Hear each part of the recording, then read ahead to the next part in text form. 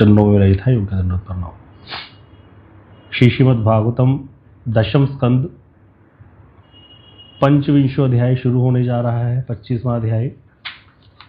अभी तक हमने श्रवण किया, कृष्ण ने कर्मवाद का आश्रय ग्रहण करके ब्रजवासियों से इंद्र की पूजा बंद करवा करके गोवर्धन की पूजा करवा दी। गोवर्धन जी की पूजा हो चुकी है, गोवर्धन की परिक्रमा भी हो चुकी है ब्रजवासियों द्वारा। गायों की, ब्राह्मणों की पूजा करवाई कृष्ण ने। ये सारा कार्य ब्रजवासी करके अपने घर को वापस लौट चुके हैं। यहाँ तक की कथा हो चुकी है। उसमें हमने यह भी श्रवण किया कि भगवान ने ये सिर्फ तात्कालिक था। इस मत को जो कर्मवाद का आश्रय ग्रहण किया कृष्ण ने कि कर्म ही व्यक्ति के लिए उसकी पूजा है, अपने कर्म पर ही जीव को ध्यान देना चाहिए, इसको संत लोगों ने ग्रहण नहीं किया। तो भक्ति ही मूल वस्तु है, और अगर कोई भक्ति नहीं करता तो फिर जो देवी देवताओं की पूजा का भी विधान है वो करना ही पड़ेगा, वो शास्त्र विधि है। तो यह भी हमने श्रवण किया सारा। उसके बाद 25वां अध्याय अभी शुरू होने जा रहा है। उसमें उस अध्याय का शीर्षक है क्रोधित इंद्र के द्वारा मूसलाधार वर्षा और वज्रपात, श्री कृष्ण का गोवर्धन धारण। तो इस जो अध्याय में बड़ी मधुर लीला आने वाली है। इंद्र ब्रज पर क्रोध करेंगे और कृष्ण गिरिराज जी को धारण करेंगे। तो बड़ी सुंदर कथा चल रही है। आगे श्री सुखदेव गोस्वामी वर्णन कर रहे हैं कि जब सर्वनियंता स्वयं भगवान श्री कृष्ण ने देवराज इंद्र का अभिमान दूर करने के लिए ब्रज में क्या किया, इंद्र की पूजा बंद करा दी और गोवर्धन गिरिराज जी की पूजा का शुभारंभ कर दिया, तो जो सारे ब्रजवासी थे गोपों सहित उन्होंने इस महासमारोह में गोवर्धन याग का अनुष्ठान करके ब्रज में प्रवेश किया। यहाँ तक लास्ट में कथा समाप्त हुई थी। 24वें अध्याय में यहीं पे लास्ट श्लोक था। उसके बाद कहते ब्रजवासियों ने क्या किया था, ब्रजवासियों ने गोवर्धन पूजा के समय गिरिराज गोवर्धन की बहुत बड़ी विशाल आकृति और महाप्रभाव का प्रत्यक्ष दर्शन किया था। किस प्रकार से गिरिराज जी ने सारे के सारे भोग आरोग लिए थे और दांतों को साफ करने के लिए बड़े बड़े वृक्षों को उखाड़ करके फेंक दिया था दांतों पे मार के। इस तरह से कुल्ला करने के लिए पूरा गोविंद कुंड का जल मुंह में ले लिया था। ऐसे बड़ा महाप्रभाव का प्रत्यक्ष दर्शन ब्रजवासियों ने गिरिराज जी का किया था। उसको देख करके उनकी धारणा सेट हो गई थी कि भैया इंद्र की पूजा बंद होने के कारण अगर वो क्रुद्ध हो भी गया तो कोई बड़ी बात नहीं है, ये गिरिराज गोवर्धन तो हमारी ब्रजवासियों की रक्षा कर देंगे, इनके रहते कोई भी अनिष्ट हो नहीं सकता। यदि कोई हमारा अनिष्ट करेगा भी इंद्र तो गिरिराज हमारी अवश्य ही रक्षा करेंगे। ऐसा ब्रजवासियों ने मन में निश्चय आ गया था और निर्भय होकर के परमानंद से हृदय से वो ब्रजवासी अपने घर में चले गए थे। लेकिन जब देवराज इंद्र को नारद जी से यह समाचार मिला, नारद जी सारे कार्य करते रहते हैं घूमते फिरते, क्योंकि नारद जी भगवान की लीलाओं को प्रकाशित करने के लिए बहुत सारे कार्य करते रहते हैं। तो नारद जी गए हैं इंद्र के पास और सारी बात जाकर के शुरू से लेकर अंत तक जैसे कृष्ण ने बोला कर्मवाद की बातें, सारी बातें इंद्र को एक एक करके नारद जी ने बता दी। वो तो ये भी कह रहे थे, वो तो ये भी कह रहे थे। सारे ब्रजवासी कृष्ण की बातों में आकर के, उस बालक की बातों में आकर के उन्होंने तुम्हारा यज्ञ बंद करवा दिया है। तो जैसे ही इंद्र को ये बात पता चली थी तो इंद्र जो है ब्रजवासियों के प्रति बड़े ही रुष्ट हो गए थे। गर्ग संहिता में इसकी कथा आती है, सुनते हैं इस कथा को। तो वहाँ बता रहे हैं, नारद जी स्वयं बता रहे हैं बहुलाश्व को, मिथिलापति बहुलाश्व को ये कथा सुना रहे हैं कि मेरे मुख से जब इंद्र ने ये बात सुनी कि ब्रजवासियों ने उनकी पूजा बंद करा करके गोवर्धन की पूजा आरंभ कर दी है, तो बड़ा ही क्रोधित हो गया था इंद्र, और वो ब्रजवासियों को इस अन्यायपूर्ण कार्य के लिए दंड देने के लिए उत्साहित हो गया। और उसने क्या किया, अब यहाँ पर बहुत कुछ इंद्र करेगा। पहले यहाँ पर इंद्र का प्रभाव बताया जा रहा है कि भी इंद्र की क्या वैल्यू है, इंद्र की क्या पोजीशन है, वो भी हमें पता होना चाहिए। इंद्र जो है स्वर्ग के देवता है, स्वर्ग के राजा है और स्वर्ग सहित 33 करोड़ देवी देवताओं के अधीश्वर है। अब यहाँ पर कई लोग प्रश्न कर देते जी देवता 33 करोड़ नहीं है, 33 कोटि हैं। 33 कोटि भी है, 33 करोड़ भी हैं, सब कुछ है। सनातन में किसी चीज़ का अंत नहीं है। जब लक्ष्मण जी, जब सीता जी ने कहा ना राम जी को आकर के कि नाथ मैंने सोने का मृग देखा, तो लक्ष्मण जी बहुत हंसे थे। लक्ष्मण जी आकर के बोले भाभी क्या कभी सोने का मृग भी होता है? तो भाई अपने भाई को बोल रहे राम जी को कि देखो कैसी बातें करती हैं, कह रही है मैंने सोने का मृग देखा है, और फिर हंसने लगे। तो राम जी कहते देखो लक्ष्मण हंसो मत, अगर सीता ने सोने का मृग देखा है तो अवश्य ही सोने का मृग कहीं तो है, क्योंकि मनुष्य की बुद्धि इस सृष्टि की रचना से परे कुछ इमेजिनेशन नहीं कर सकती। समझ में आई बात क्या कह रहे हैं? क्या क्या कुछ भगवान राम ने कि इस मनुष्य की जो बुद्धि है, कोई भी व्यक्ति की बुद्धि सृष्टि से परे कोई भी ऐसी चीज की कल्पना नहीं कर सकती। हमारी बुद्धि बुरी से बुरी और अच्छी से अच्छी जो घटित नहीं हो सकती। हमारी बुद्धि अगर कल्पना कर रही है कुछ अच्छा या कुछ बुरा, तो वो कहीं ना कहीं पक्का है। देखो कितनी बड़ी बात भगवान ने यहाँ बोली है कि अगर सीता ने सोने का मृग देखा है तो वो सोने का मृग है, इसीलिए मैं उसको अवश्य ही पकड़ने जाऊंगा। तो ये इंपॉर्टेंट है बात समझने वाली कि हम कभी भी सृष्टि के परे बात नहीं सोच सकते।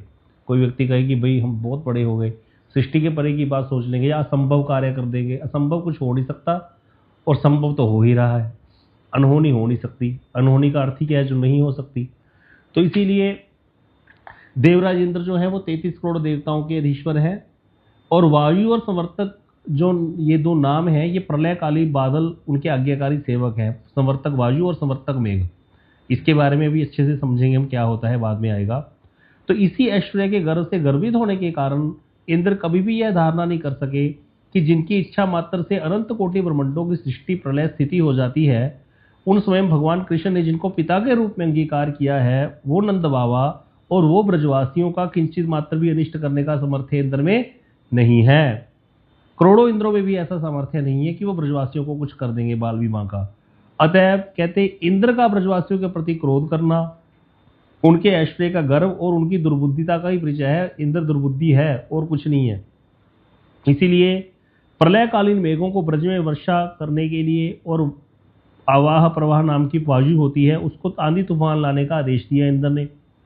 अब यहाँ पर बहुत सुंदर तरीके से बताया जा रहा है ये संवर्तक नामक मेघ क्या होते हैं, प्रलय किसको कहते हैं। अच्छे से समझेंगे तब पता चलेगा ये ब्रज पे क्या आपत्ति आई थी। फिर समझ में आएगा गिरिराज जी कैसे वस्तु हैं। तो बता रहे हैं श्रीमद्भागवतम के 12 स्कंद में 4th अध्याय में प्रलयकालीन मेघों और वायु का वर्णन हुआ है कि ये प्रलयकालीन मेघ और वायु होती कैसी है। तो वह वर्णन है कि जब प्रलय आने का समय होता है उससे पहले क्या होता है। बता रहे हैं ब्रह्मा की आयु है 100 वर्ष की।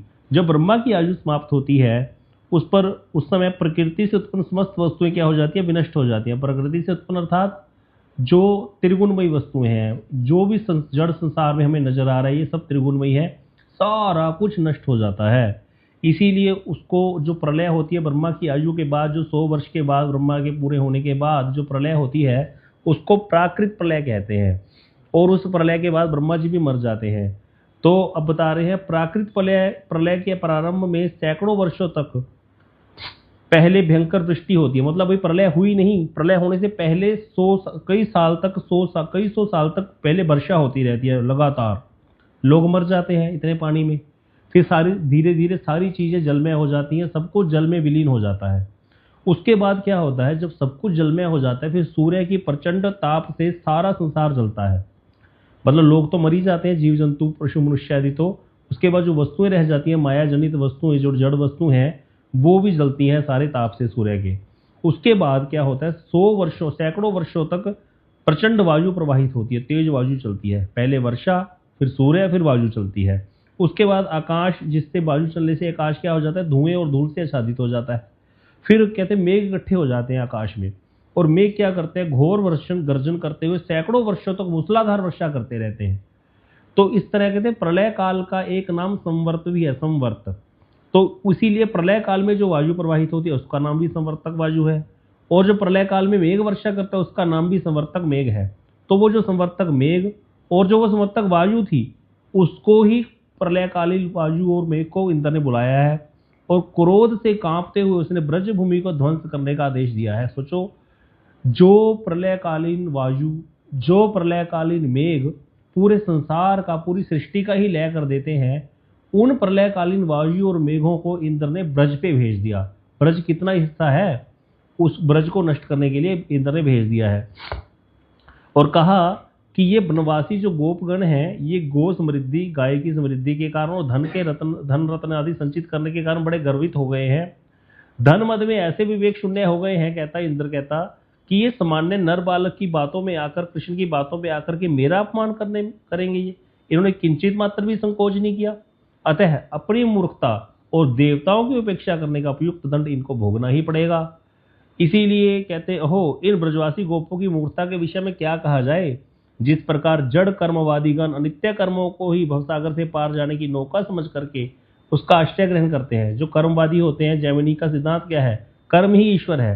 तो इंद्र कह रहे हैं भाई, जो जड़ कर्मवादी होते हैं वो जड़ कर्मों से मानते हैं कि भवसागर पार हो जाएगा और आत्मविद्या का अनादर कर देते हैं। इसी प्रकार कहते हैं इन ब्रजवासियों ने भी क्या किया, नर बालक कृष्ण की बातों में आकर के देवताओं की अवहेलना कर दी। इनको बड़ा मिथ्याभिमान है कि कृष्ण इनकी सारी विपत्तियों में रक्षा करने में समर्थ है। ये नंद का पुत्र आयु में तो बालक है, लेकिन है बड़ा वाचाल। वाचाल होता है जो बहुत बोलने वाला हो, पंजाब में उसको भोंका बोलते हैं। कहता है ये वाचाल है और पंडित अभिमानी है, इसको बहुत अभिमान हो गया कि मैं बहुत बड़ा पंडित हूं। तो कहता ये ब्रजवासी गोपगण ऐसे मूर्ख कि उसकी बातों में आकर इन्होंने अनायासी देवताओं की पूजा बंद कर दी। अतः उनके इस कार्य को समुचित दंड मिलना ही चाहिए, अन्यथा उनकी यह मूर्खता दूर नहीं होगी और जगत के अन्य लोग भी ब्रजवासी देवताओं की पूजा करना बंद कर देंगे। अब इनकी देखा देखी तो बाकी लोग भी कर देंगे, जो स्वर्गवासी देवता है उनकी पूजा करना।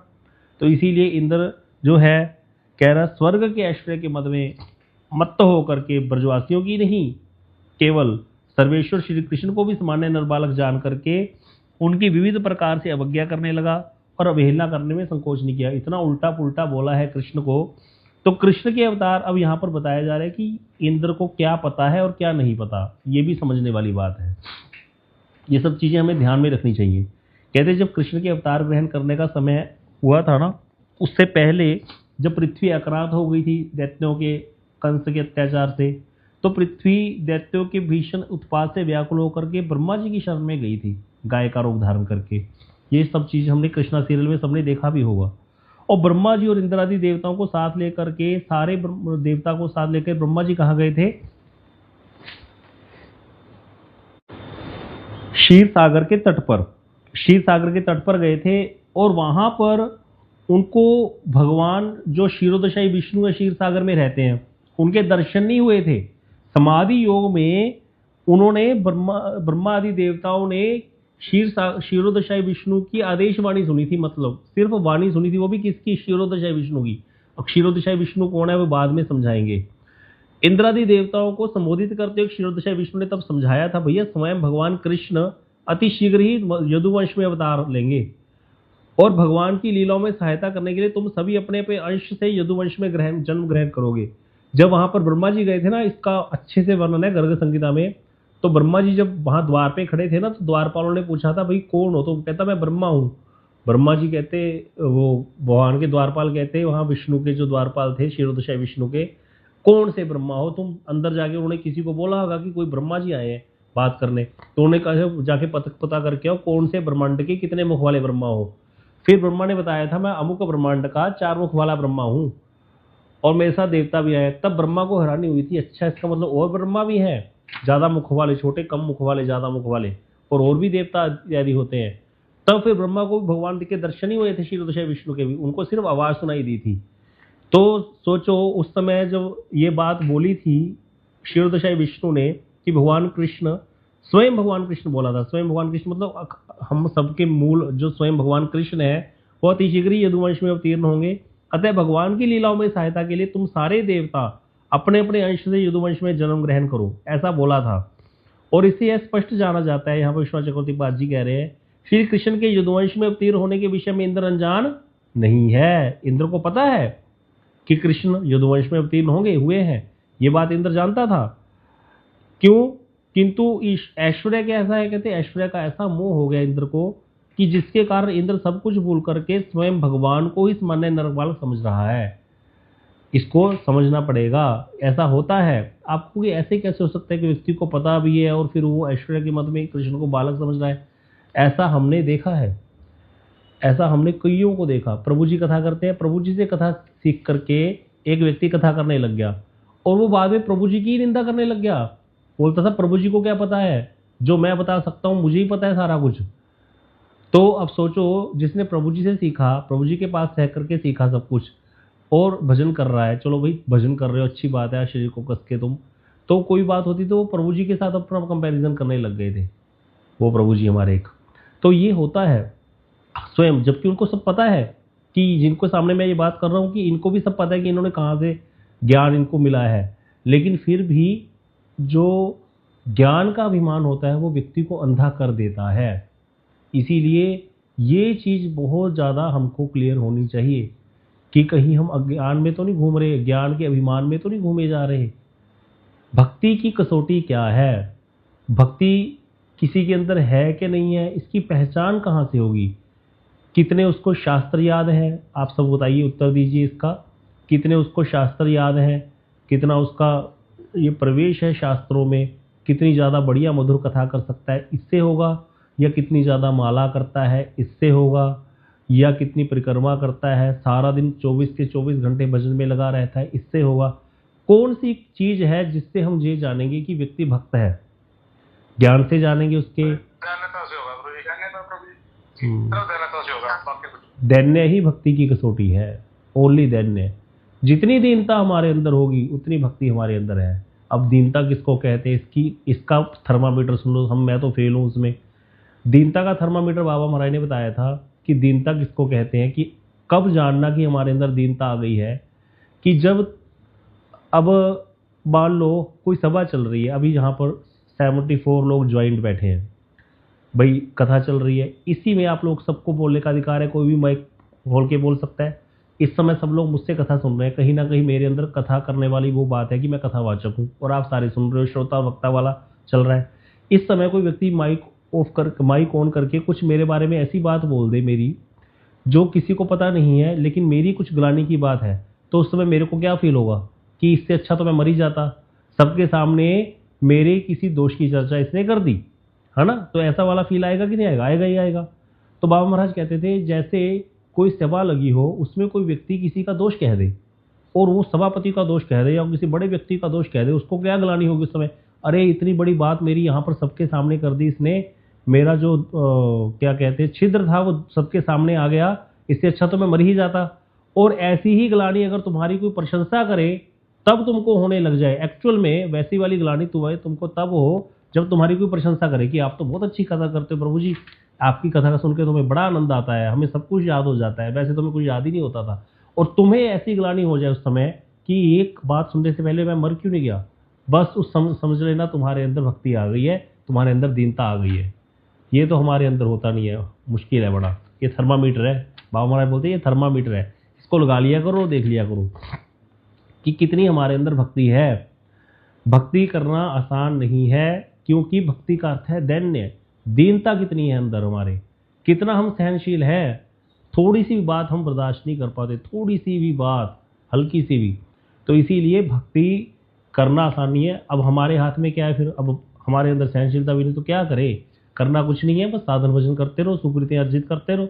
कभी ना कभी समय आएगा, कृष्ण का हृदय पिघल जाएगा, वैष्णव का हृदय हमारा साधन देकर पिघल जाएगा, तब कृपा हो जाएगी, नहीं तो बड़ा मुश्किल है।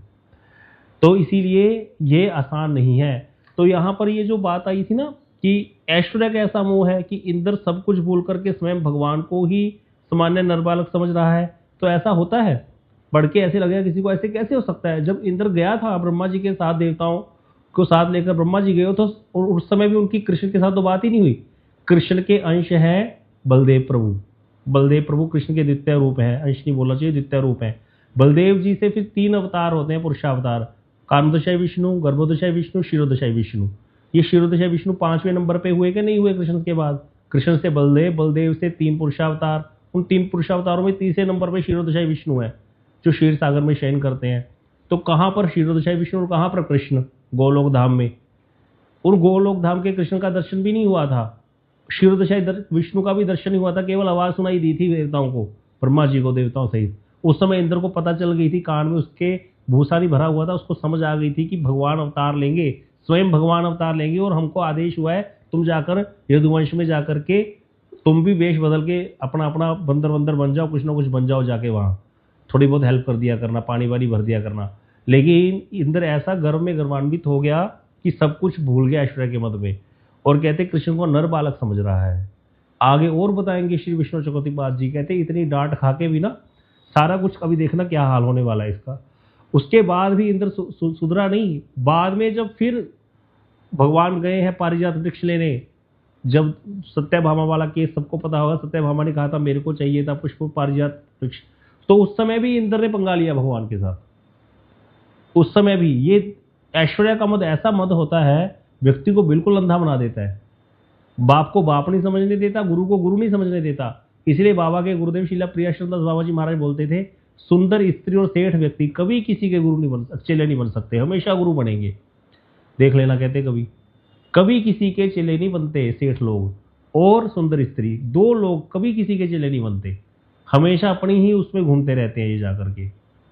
तो इसीलिए कभी ये चीज में नहीं पड़ना चाहिए कि हम गुरु जी को प्रणामी नहीं दे सकते। ज्यादा प्रणामी वालों का नाम चलता है, वो तो चेलों को आदत होती है, थोड़ा बहुत चढ़ा देते हैं पैसा देने वालों को। गुरु को भक्ति चाहिए, जो सदगुरु हैं उनको आपसे भक्ति चाहिए बस। सोचो महाराज जी थोड़े दिन पहले फोन करके मुझे फिर दोबारा, प्रभु जी बहुत अच्छा धन्यवाद, बताओ उनको हमें धन्यवाद करना चाहिए या हमको उनको धन्यवाद करना चाहिए? वो धन्यवाद कहेंगे हमको, इतने बड़े संत सारा दिन अपने आप को निछावर कर रखा है उन्होंने भक्ति के लिए। आज भी सुबह कथा कर रहे थे, कुछ प्रश्न पूछ रहे थे, लोग उत्तर दे जा रहे हैं। महाराज जी कहते तुम सब इसीलिए उत्तर दे पा रहे हो क्योंकि तुम लोग कथा सुनते हो, और मैंने ही तो, कितने सरल हैं, अपने आप ही बोल रहे, मैंने ही सबको बोला था तुम कथा किया करो। हाँ मैंने ही बोला था, कहते तुम्हारे ही सबको कह रहे थे, मैंने ही सबको बोला है, और तुम लोग ऐसी कथा सुनते रहो सब लोग, और सब लोग सीख जाओ, सनातन का प्रचार करो। अब ऐसे जो संत हैं वो हमको धन्यवाद कर रहे हैं, प्रभु जी आपका धन्यवाद। आप अब बताओ उनका धन्यवाद है या हमारा? हमको इसमें लगा दिया। हम लोग क्या है भाई, विषय व्यक्ति है, कहीं ना कहीं तो मुंह मारेगा ही, इधर उधर बैठ के सोएगा, टीवी देखेगा, बातें करेगा, किसी की निंदा करेगा, और क्या करेगा? विषय व्यक्ति क्या करेगा? 5 रसों की तरफ ही भागेगा, वो कहीं नहीं जा सकता। और ये तो संतों की कृपा है, युक्ति से मुक्ति दे देते हैं हमको। तो इसीलिए यहाँ पर ये समझना बहुत जरूरी है कि हम लोग बस अपनी सुकृति अर्जित करते रहें और ज्यादा अपना गुणगान ना गाएं। कभी कोई व्यक्ति ये ना सोचे, कई लोग मुझे कहेंगे फोन करके, प्रभु जी हम हैंड नहीं रेज कर पाते, हमें उत्तर तो पता होता है। तो जरूरी नहीं होता, हैंड रेज करने वाला बहुत आगे है, या हैंड रेज नहीं कर पाते तो हम पीछे हो गए, इस चीज से कोई फर्क नहीं पड़ता, कोई फर्क नहीं पड़ता, जरूरी नहीं होता। कई बार अहंकार भी आ जाता है, ये नहीं है कि हैंड रेज नहीं करना चाहिए, करना चाहिए, भक्ति का प्रचार करो, अच्छी बात है, आपको आता है, बोलना चाहिए। लेकिन साथ ही साथ गुरुदेव का तो ऐसे देखा जाता था, प्रभु जी बताते हैं कि जो सारा कुछ समझ के आ जाता था, याद करके गुरुदेव बोलते थे कल सबसे सुनूंगा, सबसे खड़ा करूंगा, और वो ज्यादा चल रहा होता तो गुरुदेव पहले ही समझ लेते थे इसका चंचल हो रहा है मन, गुरुदेव उसको खड़ा ही नहीं करते थे, बैठे ही रह जाता था बेचारा। और जो बिल्कुल पीछे बैठा उसको गुरुदेव बुला के बोलते थे बोलो तुम। तो संत कैसे कैसे करके हमारे दोषों को दूर करते हैं ये वही जानते हैं, और कोई जान नहीं सकता, बस इतनी सी बात है। तो यहाँ पर ये बहुत इंपॉर्टेंट है कि हम में क्या होना चाहिए, दैन्य होना चाहिए, और साथ में हमको बेवकूफ़ भी नहीं बनना। बेवकूफ़ बनना नहीं है मतलब कहने का अर्थ क्या होता है, कई बार क्या होता है कि हम किसी को बहुत बड़ा मान लेते हैं, मतलब ये चीज़ हो जाती है कथा सुनने वालों से तो बहुत ज़्यादा होता है, जिसकी कथा सुनते हैं उसको बहुत बड़ा मान के उसके पीछे लगे, मेरे जैसे व्यक्ति के जैसे बड़े। अब महाराज की बात अलग है, संतों की, गुरुदेव की, लेकिन उसमें क्या होता है फिर हम क्या होता है, उनका दोष नजर आता है बाद में, फिर जब दोष नजर आता है तो फिर क्या होता है, हम उनकी निंदा करनी शुरू कर देते हैं। तो उस तरह से फिर हमारा अपराध भी हो जाता है, क्योंकि वो भजन तो कर ही रहे होते हैं। इसीलिए इस चीज पे बहुत ध्यान देना चाहिए कि हमें क्या करना है, यथा योग्य व्यवहार रखना है। प्रभु जी हमेशा ये बात बोलते थे, जब भी कोई प्रभु जी को देखो मैं एक बद्ध जीव हूँ, अब तुम लोग समझ लेना, कहते तुम लोग मेरे पास रहोगे, मुझे महाभागवत समझ लोगे, बाद में मेरी निंदा करोगे तो भी मरोगे, महाभागवत समझोगे तो फिर दोष नजर आएंगे तुमको। इसीलिए मैं पहले ही तुमको समझा रहा हूँ, मैं गुरु वर्गों की वाणी का प्रचार कर रहा हूँ, बस तुमको जो सीखा वही समझा रहा हूँ, समझना है तो समझो, नहीं तो निकलो यहाँ से। और एक बात और, प्रभु जी कभी भी नियम में ढील नहीं करते। प्रभु जी सुबह आना है तो आना है, कथा में, कीर्तन में, चैंटिंग में, अगर नहीं आए तो बिल्कुल माफी नहीं है।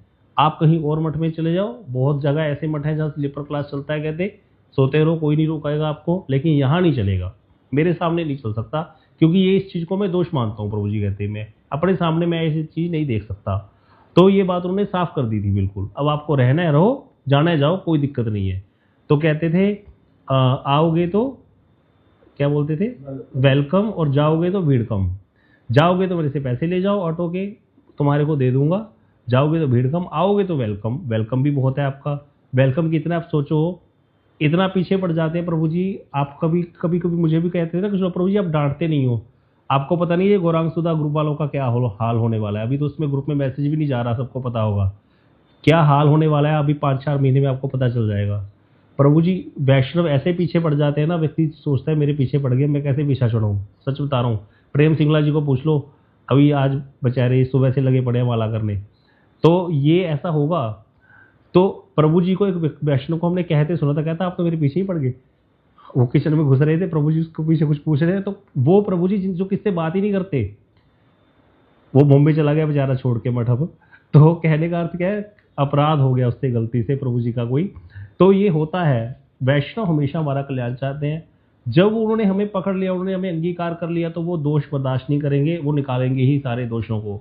इसीलिए बोला गया संत एवास्थे छिदंती मनोव्यासंग उक्ति भी। संत क्या करते हैं, अपनी वाणी रूपी कटार के द्वारा हमारे अनर्थों का नाश करते हैं, अदरवाइज ये अनर्थ कभी दूर नहीं हो सकते। इसीलिए गुरु के साथ शिष्य की 1-to-1 मैपिंग होनी बहुत जरूरी है। जब तक गुरु और शिष्य का आपस में जानना ही नहीं है, संबंध ही नहीं है, आदान प्रदान ही नहीं हो रहा, तो कैसे शिष्य आगे बढ़ेगा भाई। गुरु जी के पास तो भीड़ लगी पी है, लाखों लोग बैठे हैं बाहर, हाय हुल्ला मचा रखा है, तुम्हारी बात ही नहीं पता चल रही, गुरु जी को यही नहीं पता मेरे शिष्य कितने, तो बात तुम्हारा आगे कल्याण कैसे बढ़ोगे, कैसे भक्ति में।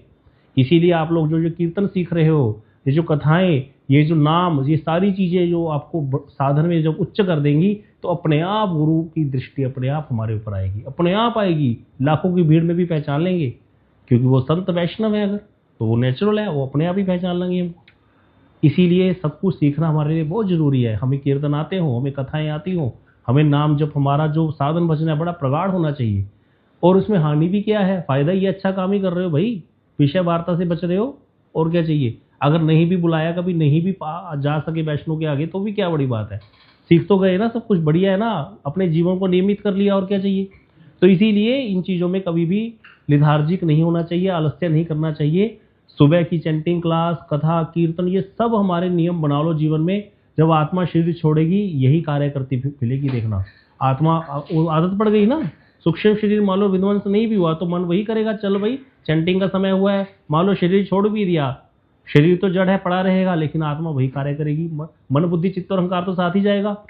अगर विध्वंस हो गया तो फिर आत्मा की गति ही हो जाएगी, दोनों में फायदा है। तो इसीलिए नियम भक्ति में कितने ज्यादा फायदा देते हैं, कोई चिंता भी नहीं कर सकता। नियम बहुत जरूरी है। अब यहां बता रहे हैं आगे कि कृष्ण जो है, जिन भगवान कृष्ण ने जिनको पिता के रूप में अंगीकार किया है, उन नंद आदि गोपों का कृष्ण जो इंद्र कुछ भी नहीं बिगाड़ सकता। तो इंद्र का जो कहते हैं, ये सारा दुर्बुद्धि का ही परिचय है।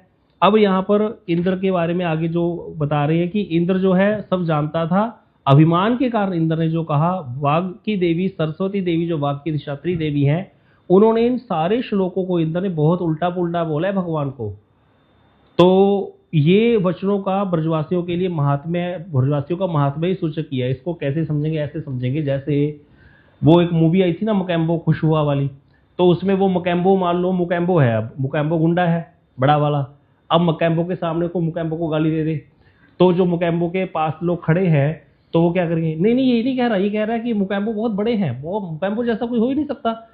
वो किसी ने बोल दिया मुकेम्बो तुम पुरुष नहीं हो, तो वो व्यक्ति बोला मुकेम्बो आपको ये नहीं कहा इसने कहा पुरुष नहीं, आप महापुरुष हो, आप महापुरुष हो। तो मुकेम्बो कहेगा मुकेम्बो खुश हुआ। तो इस प्रकार से यहाँ वाक की देवी सरस्वती देवी अब सारे इंद्र की गालियों को कैसे कन्वर्ट कर देगी भगवान की स्तुति में। अब कल हम इसको श्रवण करेंगे।